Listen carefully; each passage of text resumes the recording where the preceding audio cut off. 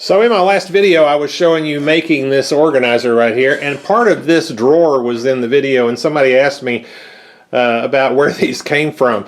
And so these came from a friend of mine. He's a coyote, and he buys a lot of weird stuff. And so these are crates that this kind of stuff came in. Let me show you, I got a couple more. This is from some rocket-powered roller skates.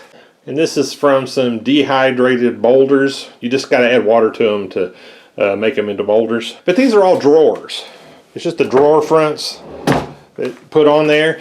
And you know, I've made a lot of different things like this over the years. If you watch my videos, you'll see some other ways I've done. I have a dynamite box that I made using this same process, and really all you do is you just print out what you want it to look like, you know, in pieces. Like this dehydrated might fit on an 8.5 by 11 sheet of paper, or you might have to use 2 pieces to do that, but you just spray adhesive on the paper and then you just stick it on there, and then you take an X-Acto knife and cut it out and then spray paint that, and then remove it, and then just work your way down to get that whole thing done. All right, well, I hope this was interesting to you. Thank you for watching.